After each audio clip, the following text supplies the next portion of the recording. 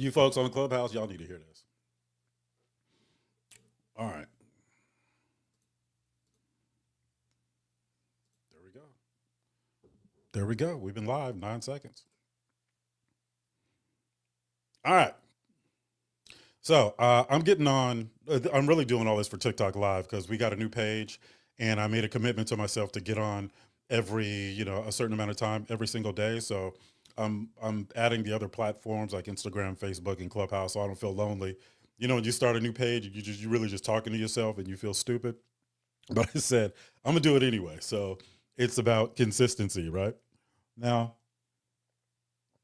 for context, as I was saying to the folks on Clubhouse, so for Data Points Academy, we're not doing any more scheduled clubhouses. We're going to do some of the random things like we're doing right now. So that is so you guys are just going to have to kind of tune in and see when we're on here. It's just getting harder to justify the time. And TikTok is something that we're shifting our focus to, and we've got to build up that page and all the stuff, right? All the new stuff when you're first starting out on a different platform. So so bear with me, but you guys all know how to get a hold of me, 4datapoints.com, the number 4, DATAPOINTS, .com. So what we're going to talk about today is these are 10 must knows for entrepreneurs, and they're going to sound like common sense, but they really are not. And what it is for me is, people know me as a real estate guy, but I've made 7 figures in a non-real estate related business, utilizing an outsourcing business model, and then made 7 figures in real estate, and then made 7 figures teaching real estate.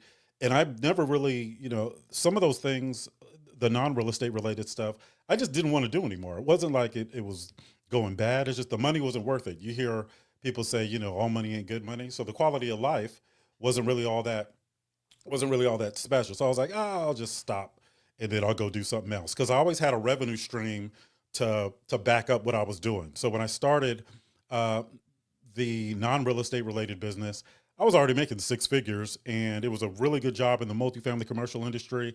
And I could work from home like 3 days a week. So it was pretty cush. And so I didn't have to. I just did it because I was bored and I was underutilized in the multifamily commercial space. Now, keep in mind, when you apply for a job, your role is to fill a particular position, right? So in this big machine, they only hired me to do this thing. Now, I got promoted multiple times, while I was doing that. But me feeling underutilized is not the company's fault. So no shade to the company because they didn't hire me to do all these things. So I just focus my energy elsewhere. Now, keep in mind, there's 168 hours in a week. I sleep 42, I work 45. The rest, I'm just home either being destructive, what I'm saying, single fellas, or sorry, let me take a sip. I don't want to trigger nobody. Or I'm being productive. There was no in between for me, either destructive or productive, because the way my attention span is, I've got to be doing something. And if I'm not doing something productive, I'm gonna get into trouble. And I don't have the temperament to just, sit around and let the world steer me whatever direction that they want to steer me. Now, keep in mind, first rule, either you have a plan or you become a part of somebody else's plan. No shade if you're a part of somebody else's plan. We all have to be a part of somebody else's plan. We all have to be a part of somebody else's plan sometime. I'm not even saying that's always a bad thing. When I was in the multifamily commercial industry, I was I had an entrepreneurial spirit. So, ever since I was in my early 20s, I was an entrepreneur. So the corporate environment was easy for me because the threshold of what the appropriate work ethic is so low in the corporate environment because as an entrepreneur, you got to eat to survive, right? So anytime I got into the corporate space, I would just kill it. It just wasn't even like, it wasn't even close, right? And that was with like 70% effort. And I got a lot of praise and awards, and it always baffled me, like, this is what y'all giving awards for. So the first thing is, as I mentioned, either you have a plan or you become a part of somebody else's plan. It's okay to be part of somebody else's plan until you implement your plan. Okay. I lost everything in the real estate debacle in 2008. Everything. I'm not talking about I had a setback. I couldn't even file for bankruptcy. I actually lost everything in 2007. at the end of 2007. I saw the writing was on the wall. There was just, I was already 100% committed, and I was investing in real estate. All my tenants, they were losing their jobs. They were moving out. Um, and my actual income was as a real estate professional. So that stopped. So when I say lost everything, I can't even say I filed for bankruptcy, because it costs money to file for bankruptcy. I didn't even have that. I couldn't even file for bankruptcy for 2 years after I had already lost everything. So I had to build everything back up. And I was working at a newspaper plant for $10 an hour. This is after making, a few $100,000 a year back in the early 2000s. So, and I just did it for the sake of doing it. I just went to go work for the sake of working, because I just needed to figure it out. I needed to keep busy. I wasn't making any money, right? I didn't even have money to get the boots that they require to work at the factory. And this is in the Bay Area. So a lot of lessons, I learned from that. And I went from that dark place, and then relationships, I was going through divorce, and it was just as bad as it can get. If it wasn't for God, I probably would be, you know, I'd be on t-shirt, somebody's t-shirt somewhere. Hold on, I'm taking, every time you see me pause or you hear me pause, I'm taking a sip. So don't get mad at me, folks. Hold on. So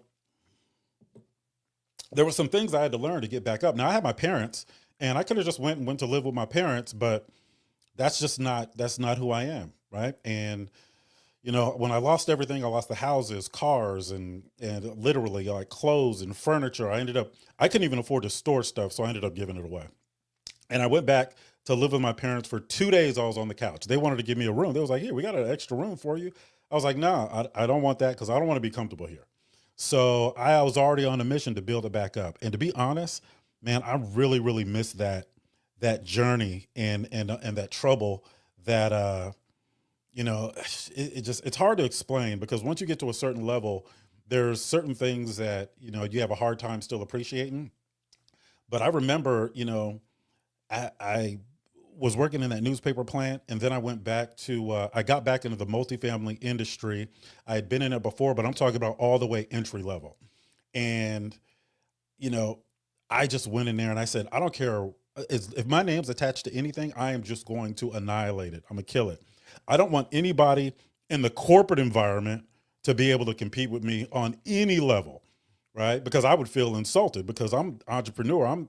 Like, who are they to anyway?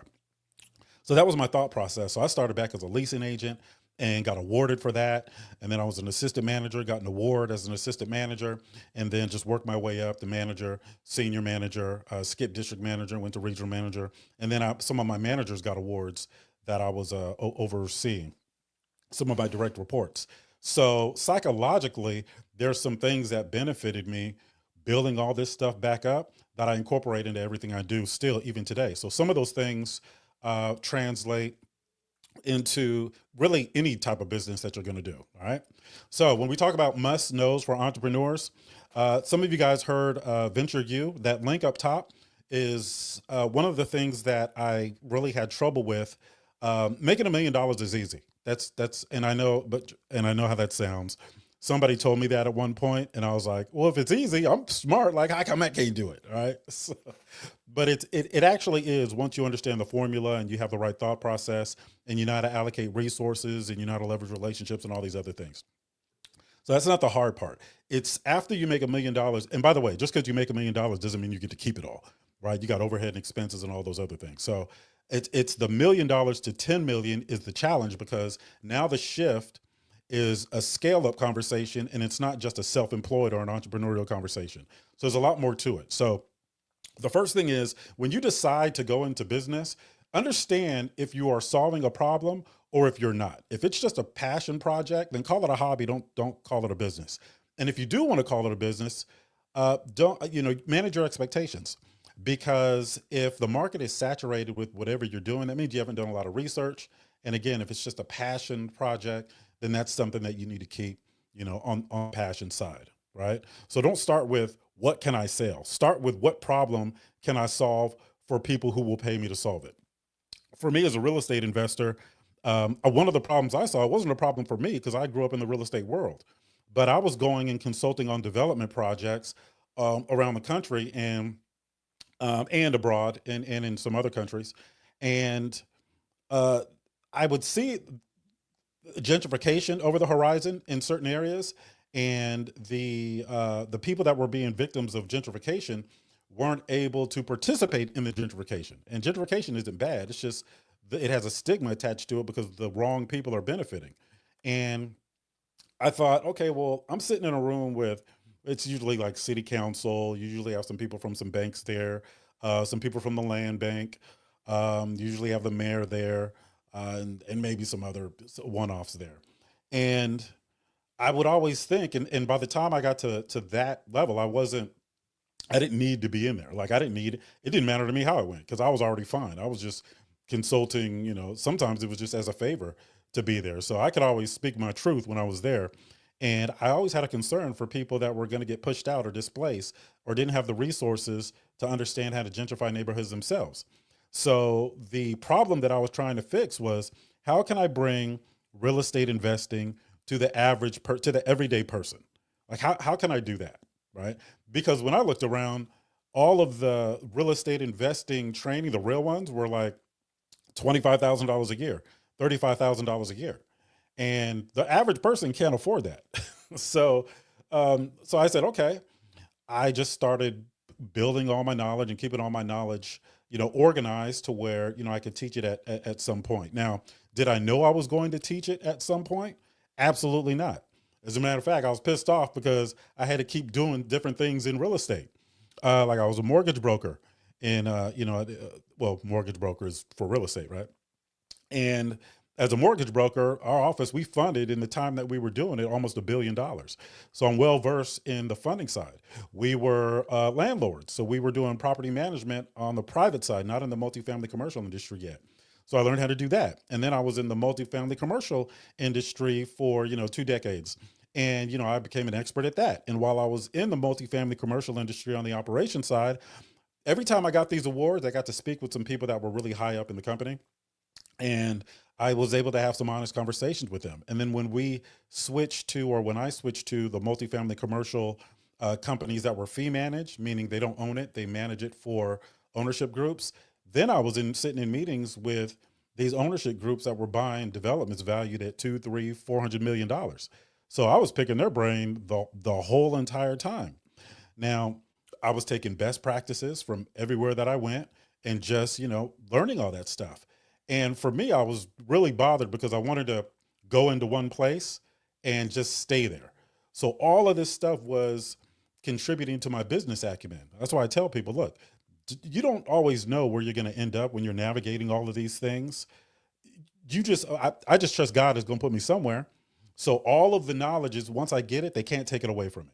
So even though I was, it rubbed me the wrong way, having to be a real estate professional, then having to be a property manager, then having to be a mortgage broker, then having to be a notary, and then having a notary signing agent business, and then having to do consulting. But it was all real estate related. And now fast forward, there's not a lot of people that are more qualified than me to teach a lot of this stuff. So at the end of the day, I'm grateful. I'm a real estate investor. I'm a real estate broker in 2 states, former mortgage broker. I'm a 7-figure entrepreneur, development consultant, founder of the 4 Data Points Academy, multifamily operator, operating $650 million in multifamily commercial assets. I didn't do all that on purpose. I was just trying to make a living. And then it all ended up tying together, right? So let me take it all the way back. What is the problem that you are solving? Now, if you are just going into business to make $50,000 or $60,000 a year, and that's going to make you happy, great. They're great. There's nothing wrong with that, right? You can't put a price on quality of life. If you're doing something that you enjoy and you can make a living doing it, then so be it. Making $1 million is not going to solve all your problems. Trust me, I know. I know people that, make 7 figures in their sleep and they are absolutely miserable. I know people that make $75,000 a year that are absolutely just full of joy all of the time. So please don't make that mistake and go chasing something that you think is going to solve all your problems. It absolutely is not. The second thing entrepreneurs need to know, right? These are foundational tips for new entrepreneurs. Keep your overhead low. You don't need a fancy office. You don't need expensive software or a huge team. So start lean so you can survive the learning curve. Start lean so you can survive the learning curve. What hurt me in the 4 Data Points Academy, if you could call it hurt, is we got too big too fast. There were too many people that knew me in such a short amount of time, partly because of the pandemic. And you folks that are over on Clubhouse right now, some of you guys, found me during the pandemic. So I was under the spotlight really early on. So everything had to be perfect all of the time because I was taking money off of people's plates. And people didn't like that. So there's always people out there waiting for the excuse to say, see, I told you he wasn't who you guys thought he was. And so I always had to be cognizant of that. So my presentation, whether it was a website or a landing page or any correspondence, even down to my email signature, had to be top notch professional. All right. But if I could do it all over again, I would not be as visible and just focus on a few clients and then iron out all the kinks, as they come. Now, I'm not saying that we didn't do that, but it cost me dearly because if somebody came in and they didn't have a great experience, I would go overboard in making it up to them. And that would cost me more than it normally would have if I had just had the system ironed out from beginning. So the first one is make sure you're solving a real problem. The second one is keep your overhead low. The third one is important. The third one, they're all important, but the third one is important. I'm gonna give you some perspective. Sell first, build later. Sell first, build later. Okay. Don't build and then hope you can sell. That's even if you're offering services, right? So if I'm getting into a new venture, for example, shoot, did I schedule that appointment right now? Oh, well, I'm not going to make it. If I'm building a new venture, I'm going to sell it first and build it after. And that includes, services. If I'm going to offer a new service, I'll go ahead and put it together and then I will pre-sell it. And if I get enough interest in it, then I'll go ahead and move forward. If I don't get any interest in it, then I'm not going to move forward. So sell first, build later. All right. Now, sorry, I got so many screens up. All right. Focus on revenue, generating activities. Building a logo, website, or social media profile, it only makes you feel productive, but sales calls and outreach matter more than anything else.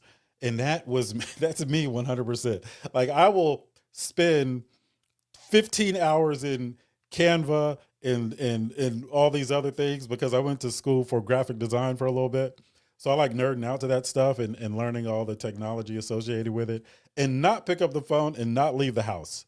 So for one of the businesses that I had, it was an outsourcing. When I say outsourcing business model, basically I found people that were already doing it. I branded myself as doing it because I had the relationships. And when I got all the orders, I just hired the other people that were already doing it to do it for me under contract. And I marked the price up. So I got the check and then paid them out of that check. So that company, went on to generate. I'm laughing because it was zero effort. That company went on to generate 7 figures. And all I did was I went to Wix and had a website. I didn't even design the website. It was a website that was already, the template was already there. And I just put a couple of my own words in. Like I didn't change the template. I didn't have a logo, like none of that stuff. And then I went to Grasshopper, we're at grasshopper.com, where you can do the virtual phone service or UMA or one of those things. And so I had my phone tree. So it looked like it was a big business. And when the checks just started rolling in, and I had done that before when I was a notary back in the day. And I wouldn't have got that idea if I didn't do it when I was a notary. So when I was a notary public, I was a signing agent. And as a signing agent, I specialized in loan docs. And when I don't do math, okay. I signed loan docs. And one day I got 3 appointments. Now this is like in 2001. And I was a leasing agent at the time. And how I became a leasing agent, I was working at the phone company and I was making like $30 an hour, which was really good at the time. And one day they came in and they said, we're going to give anybody who resigns $25,000. And then we're going to give you 2 weeks pay for every uh, 2 weeks pay for every year that you've been here, I think, or something like, yeah, 2 weeks pay for every year that you'd been there. And I had been there a couple of years already. So it was like $30,000 for me. And then I called, we call HR and change our W-4 so they don't take the taxes out. Tax lesson number one, don't do that. All right. So $30,000, I'm in my early 20s. So I'm like, well, shoot, I already know how I'm going to invest this. I'm going to go buy a car and put TVs in the headrest and 20-inch rims. So in the true in true Negro fashion, I was broke in like 6 months, and I was like, oh shoot, I got to get a job now.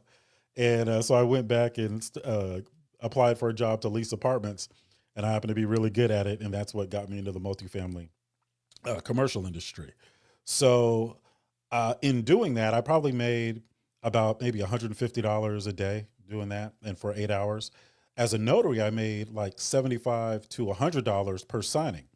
So what I would do is I would work, and then after that, I would go do the notary thing. And then I decided, and then on the last day I was a notary, I had 3 signings. One was in Oakland, California. The other one was in Alameda, which is about 5 miles from Oakland, pretty close, right next to it. And then another one was in Santa Cruz, which is like another 70 miles from there. And on the second one, it was an attorney. And I thank this attorney until this day for annoying me so bad. He read, now these documents, if you guys have ever bought a house, these documents are like 50 to 100 pages, right? He read every single page while I sat there in his kitchen. And then it got late. It was like 6:30, 7 o'clock. And I still got to drive to Santa Cruz, which is 70 miles away, to do another signing. So I said, I'm never doing this again. This is my last day. So what I did was I was a member of the National Notary Association, and there's a big database, and you guys can do this too. There was a big database. So the companies that hired me to be a notary, I took all their paperwork and I scanned it, and I just made it into my own paperwork and started my own company as a notary service, a national notary service. And then anytime I got an order, no matter where in the country, I just went to the National Notary Association database and hired that notary, sent them the paperwork, and then I got the check and just paid them a portion of it. So I made less per job, but I could do like 20 jobs and not have to do anything. So that's how that's how I got into the outsourcing business model. So fast forward, when I did it again, I just did it on a much larger scale, much larger price points. And I was bringing in, $70,000, $80,000 a month doing that. All right. So the branding and stuff, and the going into Canva and just doing all the design stuff, but never actually doing any actual work that brings in income was fine, because that's all I had to do is brand myself. And then I didn't have to do any work. I just hired the people that were doing the work. So when I say outsourcing business model, that's what that means. Now, so let me recap. So these are foundational tips for new entrepreneurs. Number one, make sure you're solving a real problem. Okay, make sure it's not just a passion project. If you do, don't call it a business, and don't have the expectations of a business and what scaling a business brings. It's okay if it's just a hobby, but just make sure that you're not expecting a different outcome. Number two is keep your overhead low, right? You don't need fancy software, the fancy office, and all that other stuff. I've had the fancy offices before. The same equipment that was at my office, I had at my home. So me actually driving into an office was just a waste of time. All right. My home office, as you guys can see, I have just about everything, and you guys only see one side. All the stuff is actually on the side that I'm facing, so you guys can't see that. So I don't really need to leave here, even though I have offices, spread out in some other places. Number three, sell first, build later. Make sure you have people that want to buy your product. If they can pre-order it, great. If it's a service, have people register for a waiting list. If you do a workshop, engage some interest, do that. And then based on that feedback, you can decide whether or not you want to move forward with that product or service. Number four, focus on revenue generating activities. Okay. Again, building a logo, website, social media profile, it only feels productive. It's not driving sales. What am I? That was number four, actually. So number five is know your numbers. This is where a lot of people mess up. So you guys watch Shark Tank? I like watching Shark Tank because it has a lot of really good information, and I watch how they grill businesses. Now, I don't want any investors. I never wanted any investors for my business, and I never wanted I didn't want I don't want to sell a portion of it or anything. But I figured if they're asking those questions must be really, really important. So I need to be able to answer those questions internally. So tracking expenses, tracking income, tracking weekly profit, right? Even if I just needed to use a simple spreadsheet, now I have accountants and, bookkeepers and all that other stuff. But a simple spreadsheet is fine because if you don't know your numbers, you don't know your business, especially for tax planning and all these other things. You got to be able to know your numbers. That's number 5. Number 6. I gotta sip my coffee. Give me a second. All right. Number 6. Now I'm on multiple platforms. So any folks that just came in to any of these platforms, these are foundational tips for new entrepreneurs. Number 6, learn to market. Learn to market and be consistent. Learn to market and be consistent. It's not optional. Even the best product fails if no one knows about it. You guys have heard me say it's not who you know. It's not what you know. It's not who you know. It's who knows what you do. It's not optional, right? Learn copywriting, storytelling, and how to create demand. Apple's a great example. There's no reason that all of us that have iPhones right now, there's no reason we should have the latest iPhone. Like, it literally does so little compared to the last one. It's just a bad investment, but we do it all the time. I know I do. I'm the first one at the Apple store. Hey, I need that new iPhone. All right, sure. What features are you interested in? I don't know. I don't know. I don't even know what it does. It's the newest one, and Apple told me I need it, and I believe them. So I continue to make that bad investment year over year, even though my Samsung is actually a better phone. Don't tell nobody I said that either. All right, because I get on a lot of people for sending me them green texts. But they are master marketers. You know who else is a master marketer?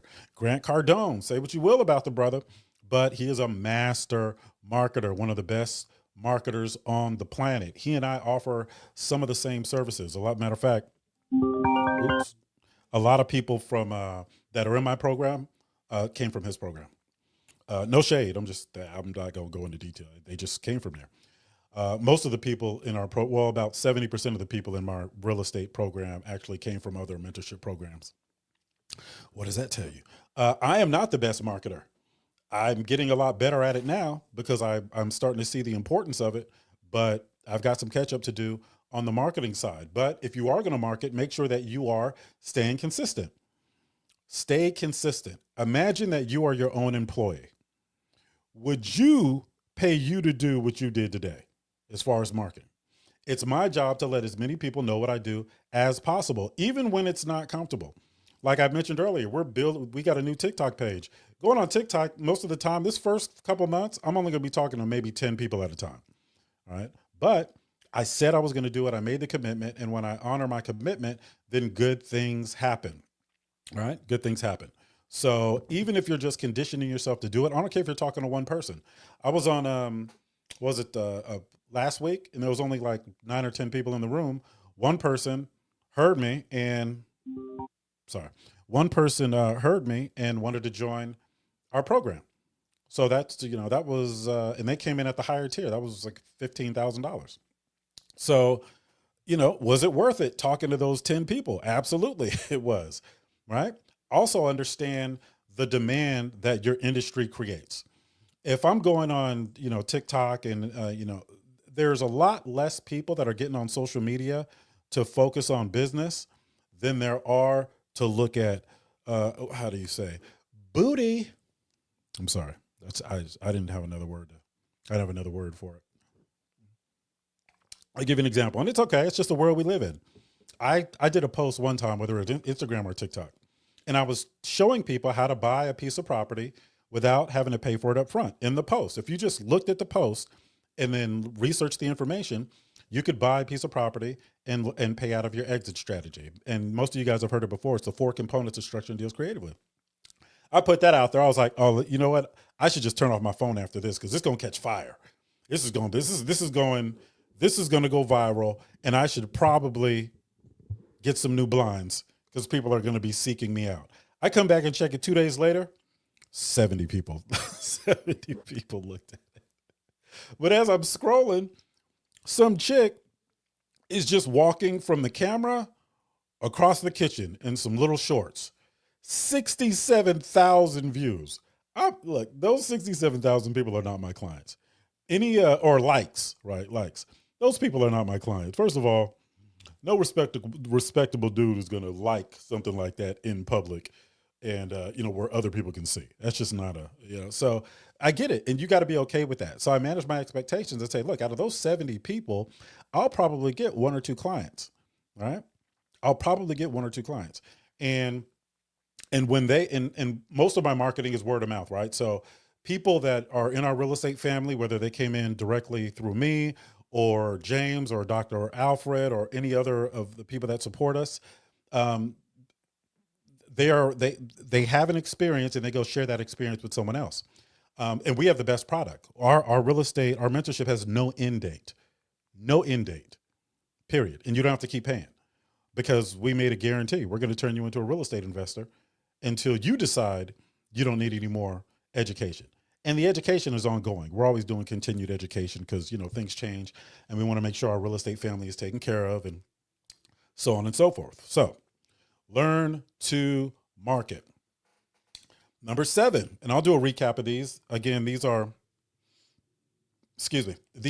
foundational tips for new entrepreneurs. We're going to go over 10 of them. Then I want to get into some work ethic stuff because I'm going to be doing a live stream for a certain number of minutes a day. And I got to make that threshold. So number 7, use free, low cost tools.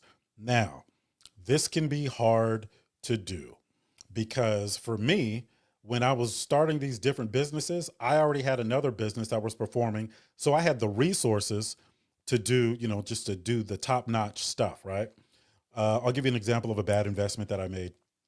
It was, I'm not going to say the company. The company is actually, pretty decent company. And they are used by, what's his name? Tony Robbins, Grant Cardone, and some other big names to do their courses. And I thought, okay, I'll do an automated course. I don't have to touch it. That's just a revenue stream. And it cost me about $20,000 all set in to put it together. And I ended up telling them just to shut it down because people were taking the course, but after they took it, I didn't feel like they could be real estate investors just based on the course, because what makes you into a seasoned real estate investor is the guidance during the practical application of what you learned in class, which is why I teach people about 7-8 weeks of fundamentals. I have about another 30 or 40 lessons they can access whenever they want. And then I live teach all the continuing education when things change, or when I find that certain people in our real estate family are struggling with a certain thing. And if it's common, I'll create a lesson and I'll teach it. So that was a bad investment. I should have put that $20,000 into marketing or into some other things, but you live and you learn, right? When I didn't have any money and I was trying to start something, those are the times that I miss, because that's what made me develop. Like, you've got to figure it out, right? So some of the free low cost tools, Canva, right? You got to get good at Canva. I actually enjoy it. I think I've started a business just so I could use Canva. So I love Canva. Google Docs is one. Now it does what it's supposed to do. Stripe is another one. Wave, Notion, MailerLite, MailChimp, I guess. Well, MailChimp is like $130 a month, depending on how many people, but just use the bare basics, right? Because remember, the common theme here is we want to generate revenue first, and then we can build on that once revenue is coming in. Okay. Number 8, get feedback early. So ask your customers what they want, what confuses them, what are they willing to pay for, and don't build in isolation by yourself. I think a lot of people in our real estate family, we have a lot of good people. Like I don't think there's one person, and I mentor 350 people. I don't think there's one person where I was like, I could do without this person. So I wish this person never joined.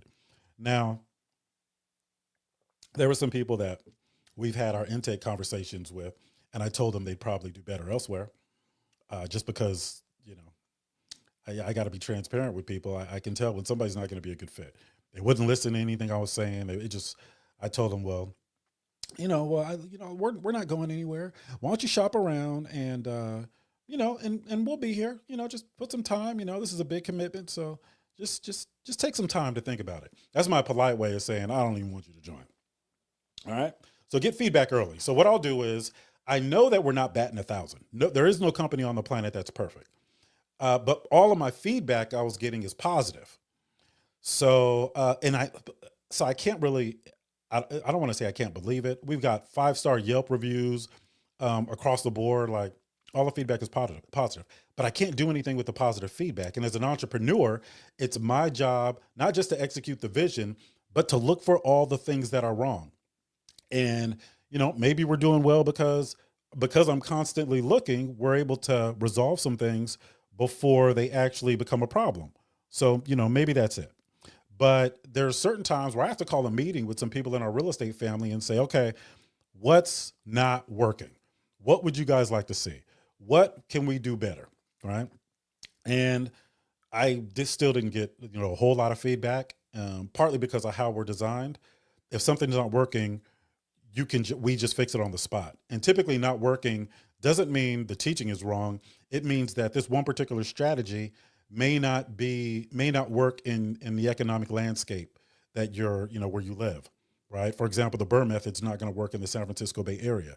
Anybody that knows about the Burr method, it's when you buy a piece of real estate, you rehab it, you put a tenant in there, right? Rent it out, you refinance it and repeat. And it doesn't work in the Bay Area because homes are so expensive. When you do the refinance, the rental income is not enough to cover the new debt. So people do flips out here. So it's up to me to determine, based on a person's feedback, how we need to pivot with that. So when I say something's not working, that's what I'm referring to. So whatever you're doing, make sure you get feedback early and don't take it personal. Do not take the feedback personal. Look, I'm just hardcore on the outside. It's easy to hurt my feelings. Trust me, I got my feelings hurt all the time. I'm getting my feelings hurt right now because on TikTok there's only 4 people watching. My feelings hurt right now. I'm sorry. But that's okay. All right. So get feedback early. Don't take it personal. All right. Number 9. This one was a big one for me. Build a personal brand. So people buy from people. Show your face, share your journey, talk about your failures and lessons and not just the wins. I am transparent to a fault, I think. And a lot of the people that have been following me for some time actually know who I am more than the general public should know who I am, because I feel good about who I am. And there's a lot of value in the lessons that I've learned. And I genuinely want people to improve their quality of life. So you can't improve your quality of life if you haven't analyzed all the bad things that can happen. And since the public isn't sharing their bad things, well, I feel comfortable sharing mine because I know what it did for me and I know what I've become. And I have a lot of confidence in the person that I am, and I have good intentions. So even if something goes sideways, I have good intentions. So as long as you're transparent, I think people have gravitated towards that. And people also, if you follow me for some time, I'm not really attached to money like that. I'm really quick to give it away. Or I used to be. Some of my rich friends was like, they changed my perspective on that. But some of you guys witnessed me, taking care of a lot of financial issues for some people. But that's just my personal brand. And part of while I forego some opportunities that may be profitable is because I want to stick to my personal brand. I want to stick to being 100% me 100% of the time. You guys on Clubhouse right now, you guys were in that room. You guys have been in rooms where I got invited to be on TV shows and, all this other stuff. Well, there's been some opportunities outside of what you guys have seen that I was like, nah, I'm good. Right. My personal brand is somebody that will do it 100% alone if need be. And then when he gets on the mountaintop and he reaches back to pull people up, they're going to see that they can do it 100% on their own because I did it 100% on my own. It's just part of my personal brand. I was trying to explain this to somebody that was a really big name I had a call with. I'm not going to say who they are, but they're just a really big name in the real estate space. They're all over Instagram and TikTok. I know you guys have seen them. And we had a call and we had a call and it was kind of they wanted me to join their organization, and they were telling me how I could scale so much quicker if I was a part of their organization. Now the person I spoke to was like the number 2 guy over there, and he's always on the internet. You guys always see him. And I was trying to explain to him. I let him finish his spiel, And I told him, look, I don't have to scale up that fast. Like I'm not chasing money that doesn't bring, I've had enough to know that it doesn't bring me fulfillment, doesn't bring me satisfaction. Now it's necessary, but I'm not chasing it like that anymore. The value for me is the person that I become when I get to the promised land.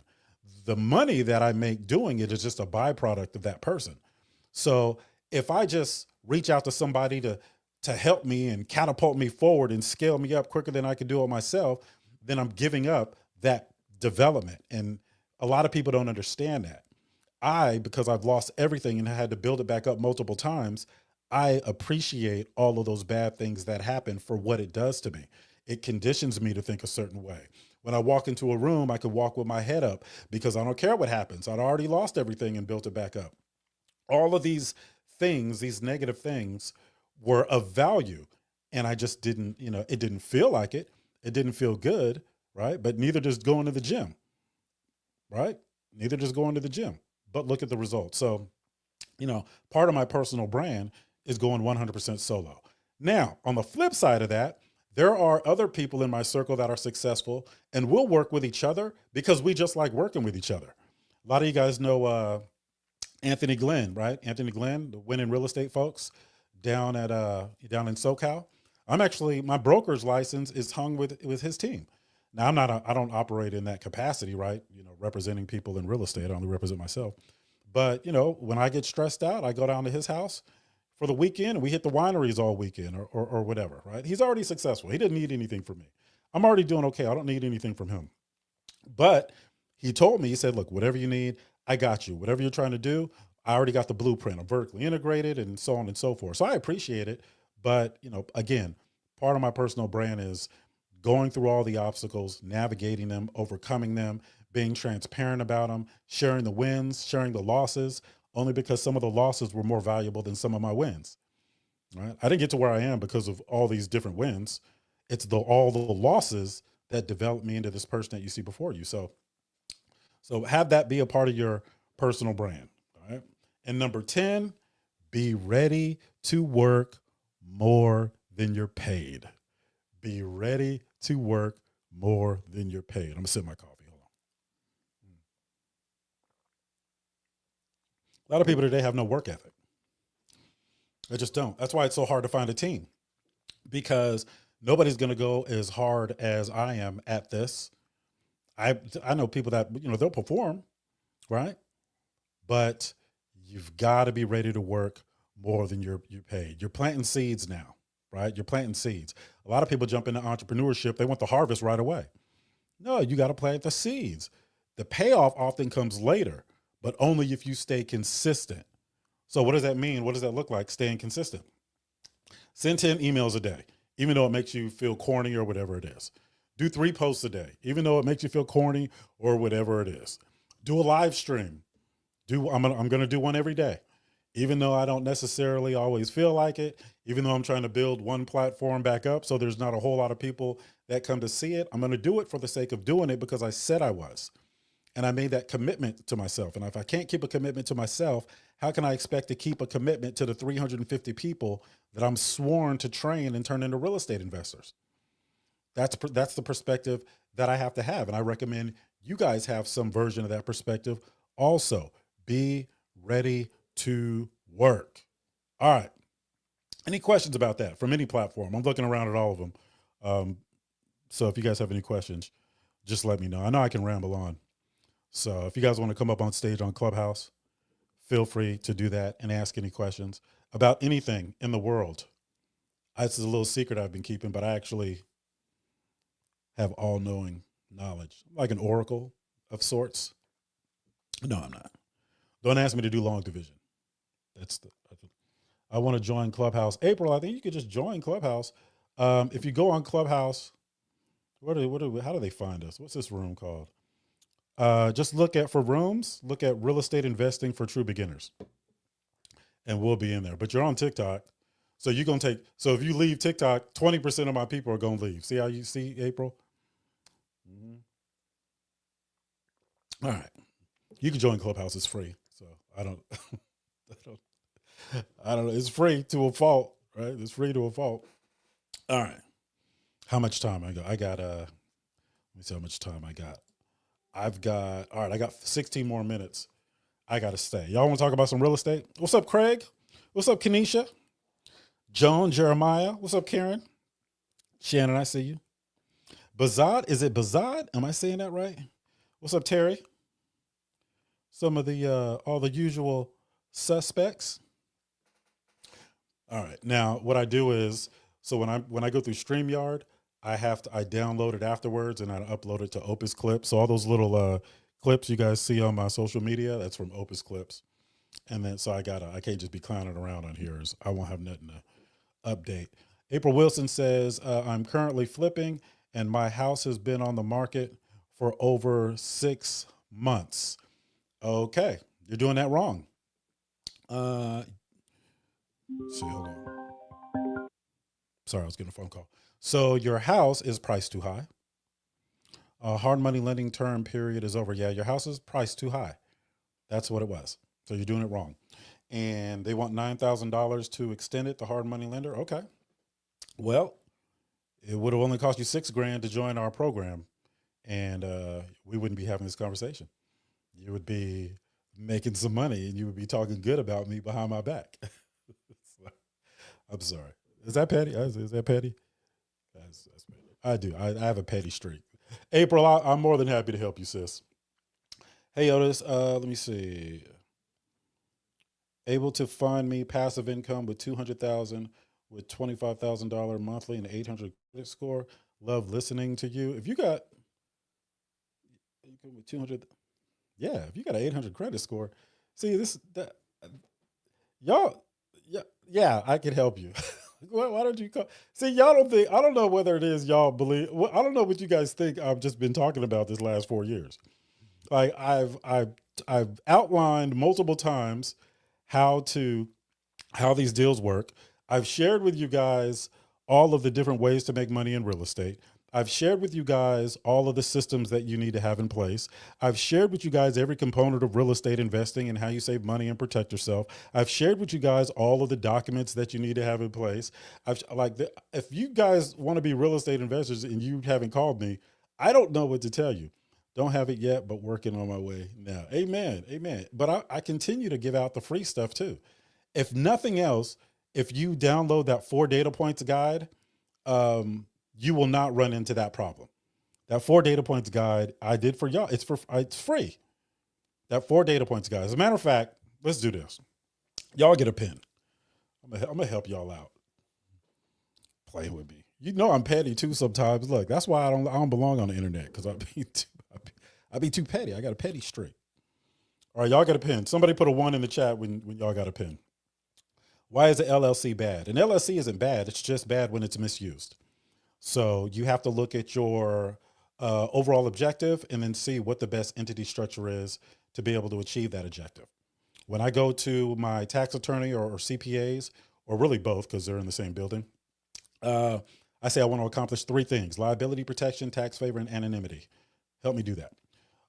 All right. So when you guys take this number down, The number is area code 702. 702 is the area code. 710-8030. Y'all like that bass on my boy? 702-710-8030. You can text that number or you can call that number. But if you call that number, I'm not picking up. My AI will pick up and I'll hear it, but I'm not going to pick up. I'm too busy to do that. If we'll engage, I can go back and forth with you and then I can give you my personal number after because I'll be getting people calling me. No, Crystal, you put it wrong. 702-710-8030. You put 0830. But thank you. 8030, folks. 702-710-8030.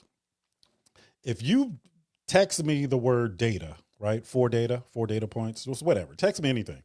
Text me a word. I will make sure you guys get the guide. There you go, April. I will make sure you guys get the guide. It's the 4 data points guide. It's 4 questions that we ask anytime we're considering a subject property. What does it cost or what am I willing to pay? What does it cost to fix up? What's it going to be worth when I'm done? How much income can it generate? I, the, I can't simplify it any more than that. But get it before you do anything. Don't. I, I, a lot of people come to me after they've already committed to doing something. I can't bail you out. I can't bail you out. I tell all of my students, look, talk to me first. Before you do anything major, talk to me first. Even if you feel like you've got it down, because a lot of them do. Some of them have been with me for years and they don't even need me anymore. We just do projects together and do a bunch of cool stuff now. But the four data, what does it cost? What does it cost to fix up? What's it going to be worth when I'm done? How much income can it generate? I was speaking at a bunch of real estate conferences and I had a bunch of people wanting to get into real estate investing. And people want to get into real estate investing based on what they see, right? The outcomes that they see. And most of them just see people flipping houses and maybe investing in apartment buildings. But there's a whole real estate investing world that has a lot of different revenue streams. Karen says, just trying to figure out how to build a reserve so I can start I got you, Karen. You know, Karen, you part of the family, so I got you. So I came up with this guide for three reasons. Okay, three reasons. The first reason is to protect people when I'm not in their presence. I know if they're answering these four questions, then they're not going to get into something that they can't get out of. It's going to force them to uncover information that they may not have known to ask about. That's the first thing. The second thing is to remove the emotional component of real estate investing. That's how people get into trouble. They're so excited to get a deal just for the sake of getting a deal that they overlook some very important information. So it forces them to look at that information and make a conscious decision whether or not they want to move forward or not. So if it blows up in their face, they had the information, they just made a bad decision. Now, real estate investing has enough risk anyway, but we want to minimize it as much as possible. And the third reason I came up with that four data points guide is because we have to focus the learning. Okay. We have to focus the learning. When people start with me, they're all over the place most of the time. They've heard so much. We focus the learning to these four questions, and then we build off that.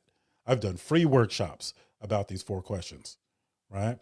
I've done all types of educational. You guys on Instagram, I think I did something just for Instagram for, based around these four questions.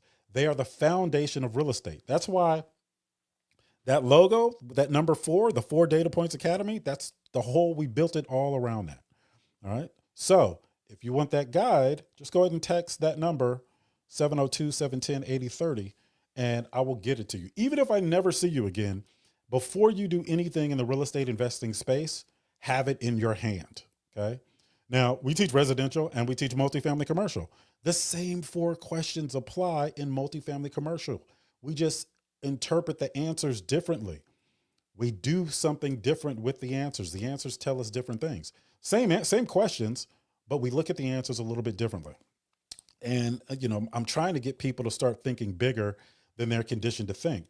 I'm trying to get people to get excited about investing in apartment buildings because the road to wealth goes through multifamily commercial. It's okay to do the residential stuff. I still do it.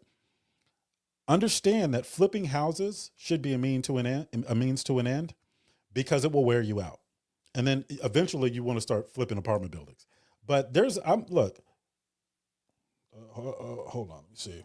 Which of these objects are worn on the head? Oh man, I got to do this. Hold on, I got to do the little TikTok thing. Which of these objects are worn on the head? Man, I ain't got my glasses on. Oh, that's a hat. Okay. Which of these objects has a brim? Oh, hat. Okay. All right. You're old, man. You know when your vision start going first. You know how many TVs I replaced for being faulty TVs? I don't know. It's just the picture ain't. It's not HD, sir. It's HD. Come to find out, I just need glasses. All right. So anyway, folks, the road to wealth goes through apartment buildings. I'll go ahead and flip a house because I have to, I want to generate some cash or I need an influx of cash, but I'm always going to put it into another cash flowing asset. And, I teach people how to do that also. But if you don't have the capital to invest directly, I'm teaching my students how to put deals together so they don't have to have an equity position in it. They can take an acquisition fee and they can take a portion of the profit. So, I teach people how to survive in the real estate investing world, because if you're just flipping houses, what do you think is going to happen when the cost of materials goes up 40%? There go your margins. What do you think happens when interest rates go up 8, 9%, not from 2.5 to 3%? Well, guess what? The Burr method's not going to work, or at least not in most places. Well, what do you think happens when the tax laws change? Or what do you think happens when you lose your job? Or what do you think happens when there's nothing in your area and you have to know how to invest from 2,500 miles away? I teach people how to do all that, because being a real estate investor means you have to be able to function in any environment. Any environment. All right. Let me see. Is it advisable to have your first investment property be a multifamily? Um, I say do what you can where you are with what you have. Period. Do what you can where you are with what you have. Period. There's always going to be people that say multifamily, multifamily, multifamily. There's always going to be people that say residential, residential, residential. Well, they probably have something to sell you. The people that are, touting multifamily only, they're probably one of those companies where you invest, you get some training, but then you invest in their projects. That's how they make their money. I teach people how to invest in everything, and you can decide what's best for you. If I say multifamily, multifamily, multifamily only, but an opportunity for you to make a quick 40 or 50 grand on a flip because an opportunity presents itself, what are you going to do? Not do it? So no, the natural progression is residential multifamily, then multifamily commercial. That's the learning. That's how the learning goes, because what you learn in one of the lower ones, you can apply to one of the higher ones. And by higher, I mean in number of doors. A lot of people don't realize that. And you're not going to learn this stuff in 6 months, folks. If you're taking a 6-month course, just know that it's a course and that's it. You're not going to be a seasoned real estate investor after that. I've got enough lessons to keep you behind a Zoom screen for 2 years every week, multiple times a week, right? There's a reason why I don't. Stop paying for information I shouldn't say that. Information is valuable. You should pay for it if you can't find it on your own. But you need to start paying for the value is in the experience and the support. The support. What does the support mean? Well, I could show you how to flip a house, but what do you do if you are in the middle of flipping a house? You go to get the permit for the next part of the flip, and they're backlogged 2 months. Well, your holding cost is still going to keep going. Time is not your friend. It could knock you out of the seasonality that you're supposed to go on the market. All of these problems can come about. Right? Or what if you have a contractor and then there's a dispute and this contractor owes you money, and now you got to go after the contractor to get it back, but you don't have any more money to go after the contractor legally because you put it all in the property. What are you going to do? That's where a mentor comes in. What if there's no deals in your area and you got to invest 2,000 miles away in a place that you've never been? The last 5 deals that I did were houses and some multifamily that I never saw in person until I was already in the rehab process. What are you going to do? So the information will show you how to flip a house, but there is no cookie cutter solution to every single thing involved, with real estate investing. So that's when a mentor comes in. Problem with mentors is you have a lot of people that are just investing in real estate and decide, oh, I want to be a mentor and teach people how to do this. Most of these folks ain't qualified to do it. They're qualified to teach one thing. Okay. Most people aren't. Now, I know other, coaches that are good at teaching some of the things that they teach, but you're not going to be a successful real estate investor if you just know how to do one thing. I could tell everybody right now, all right, look, I got this tax deed for $500.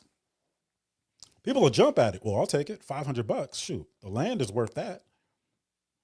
Well, if you don't know what you're doing, that may seem like a good opportunity.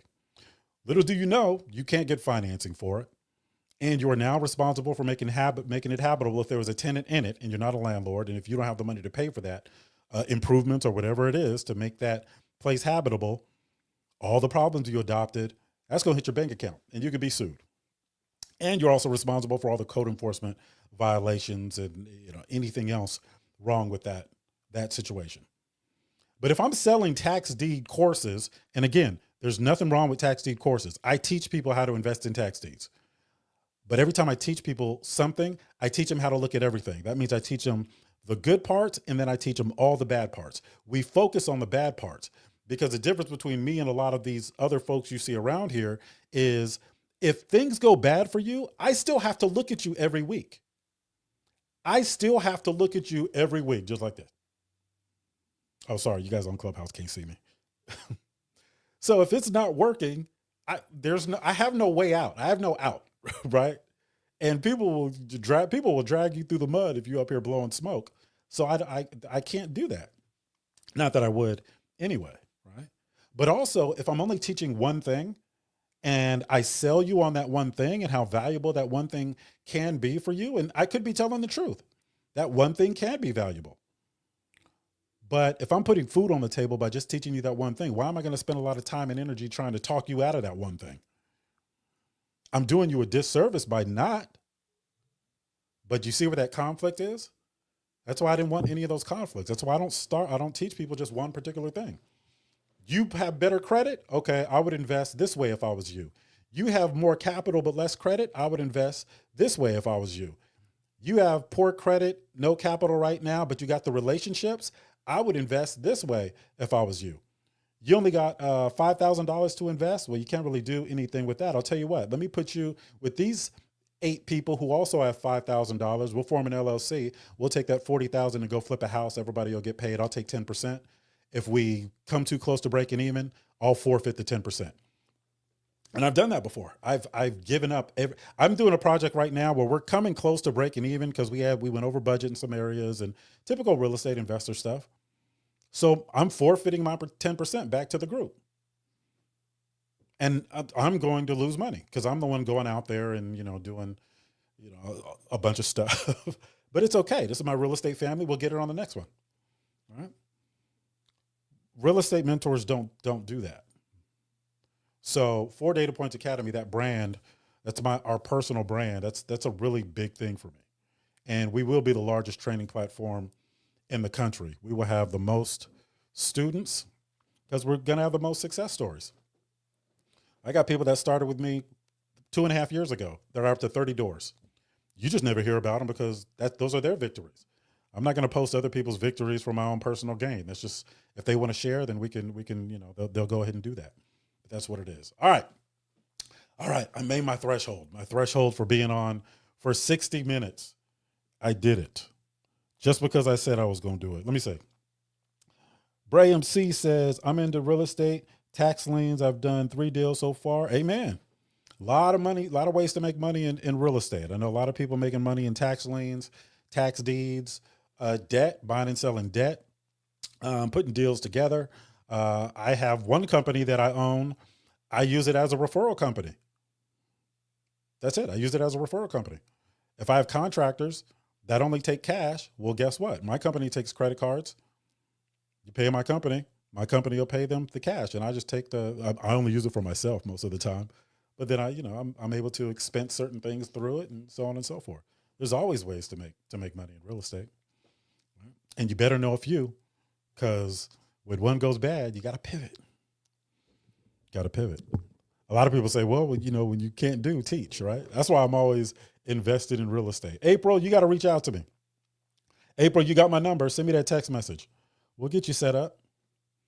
We only have 2 openings for new people right now, which is another thing. We don't just take everybody that comes in. If 100 people came in, we're like, we want to join today, I got to turn away 75 because I don't want to, I can't compromise the integrity of what we're doing just to try to get a bunch of people in to make more money. So we don't do that. So right now we had 3 spaces open. Somebody just signed up yesterday. Now we have 2 spaces open. And then going forward, the more people get advanced, the less they need me. When we have some more room, then we'll let somebody else in. All right. Boy, I can talk myself to death. Shout out to the people that came on TikTok, all 7 of you. Get you soldiers. 7 of you, y'all could have came to the house and we could have did this. All right, I'm gonna shut the live stream down in a second. Anybody got any real estate questions or anything before I go? Again, you guys know I'm on. We're not doing any scheduled rooms on Clubhouse anymore. We're just doing we'll do a pop up here and there, and kind of see where it goes. We are going to be. Oh, I didn't tell you guys about the link up top. I mentioned it earlier. So some of you heard me mention that when I was starting out in a few of my businesses, really the 4 Data Points Academy. And I remember, you guys remember me telling you a little while ago that what hurt me is we got big too fast. And I had to go and seek counsel from all of these different places. So I found my real estate attorney I already had, my CPA I already had, but when it came to organizational structure, there was some conflicting information. So I had to go seek clarification on that. But then when I had to work out all the automations and systems, I had to go seek counsel on that and get a company to facilitate that process.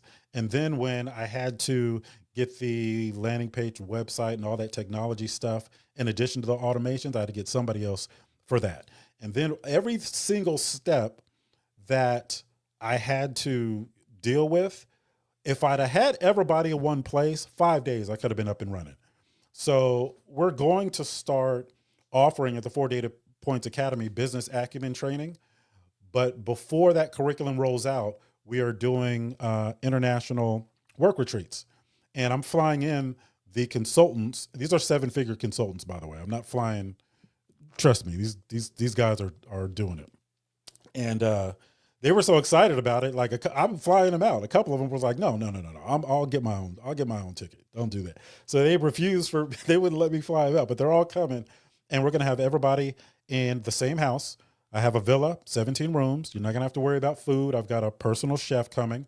I've got a concierge coming that can take you around the city. We're going to be right in the middle of everything. There's going to be a lot of things in walking distance. And we are going to hash out your business blueprint, whether you're starting or scaling up a business. We have a few spots left. That link is at the top, called Venture U Live, the branch of the 4 Data Points Academy that's focusing on entrepreneurship. It's called Venture U. Some of the other things you guys will see, a gentleman by the name of Dr. Alfred Smith. He's got credentials out the wazoo. He is going to be heading up Ascend You, which is something similar, but it's for personal development, leadership training, the science of sales, so sales training, and image. I don't know what to call this third one, but it's all personal development, and it has to do with how you. The tagline you guys have seen is change your image, change your income. And it has to do with your self-portrait and how that impacts how you do business and how you resolve a lot of those issues. And the reason why I was so heart set on Dr. Alfred leading it is because almost 20 years ago, I went through a very dark place, and, just talking to him in the short time that I did helped me get through it. And, I only mess with people that are the real deal. Like I'm not going, like you really have to be the real deal, right? Because I'm not going to have somebody messing up my brand for any reason. So the people that I do business with are vetted significantly. So all that stuff is to come. And we're going to take you to the promised land. We're going to take you to the promised land. All right. That being said, I believe. Wait, before you leave. What's up, Rose? I'm going to show you how to remove those boxes on the side live. Oh, how? Okay. Show me how. Okay. So at the bottom, you're going to tap on guest. On guests. Okay. And then tap the setting icon within the guest section. Okay. So, well, James is up there on stage now, so I can't do it. Oh, yeah. I just got, hello, I'm going to expand James. Hold on. Well, see if you can see it. Tap the settings. If there's a settings icon. Yeah, there is. I see it. Okay. And then under who can join, who can request to join, select no one. And then those boxes will disappear. Oh, okay. James will probably stay there and it would just be a split screen. But if you want to remove the other one. Okay. I got it. I got it. Look at me. Got it. Look at me with all the technology. Look, I'm just a dad trying to figure it out. Hold on, let me see. Let me try that. Okay. All right, all right. I'm getting it. I'm getting it. All right, I think we may stay on TikTok. We may stay on TikTok. Hey, Clubhouse, y'all gonna come over on TikTok and come hang out with us on. I'm gonna stay on. Y'all gonna hang with us on TikTok, Clubhouse. Craig, I'm talking to you, Craig. I'm coming over. Okay, Shannon, you coming over to TikTok and you gonna hang out with me on Sherry, Fernando. I know you come. Jeremiah, I'm not even gonna ask you because I know you coming. Joan, you coming to TikTok? All right, what's my TikTok name? What's my TikTok name? Oh, there's Jabisha. What's my TikTok name? Otis D. James. I don't even know how to well, Rose will figure it out. Y'all come find me. Y'all ain't following me on TikTok? That's cold, Andrea. Look at it, look she. I'm just kidding. I don't know Andrea. I don't have TikTok. Jeremiah, what in the VHS 12 noon flashing on the clock time are you coming Oh, from? wait. If he doesn't have TikTok, send him your invite and you get $60. Oh, really? Mm-hmm. You know I don't know how to do that. You know, I'll send that Well, invite. Hold on. How do I send it? You know, I don't. Hold on. You know, I don't know how to I send the have to invite. find it for you. Yeah, shoot. If I do anything, the whole live stream gonna be shut down. All right. So we gonna shut down. I'm gonna shut down Instagram. Hold on. We shut down Instagram, and then we gonna stay on. We gonna stay on TikTok, and I'm gonna give you guys some more real estate gems on TikTok. I see you got skills. Is that you got? I got a little something. I hope you're talking about me. All right, Clubhouse. Steven, you coming? Jay, you coming? Jay, I'm just kidding. I'm talking like like they can talk back. Steven and Jay, y'all can come through the crib. All right, Dr. JS, I know you coming. Shannon, why you still on Clubhouse? You said you was gonna come. Sherry, you too. Fernando, I'm losing faith in you, brother. All right. All right. We're gonna keep it going. We're gonna keep it going on TikTok. All right, Clubhouse. I'm gonna shut you down. Y'all got my phone number. Sherry said, I follow you. Okay. You can see I'm in the real estate tab. All right. Okay. So there's no more questions in the chat. All right, TikTok. I'm gonna shut you down. We're gonna go over. Clubhouse. I'm gonna shut you down, and we're gonna go over to TikTok. I'll catch up with y'all later. All right. All right. So I don't know where we live streaming to now. Where are we? I think we're still on YouTube and Facebook. I think I could cut this live stream. Let me cut this live stream. I think we're done. So we in live stream. I'll just stay on TikTok.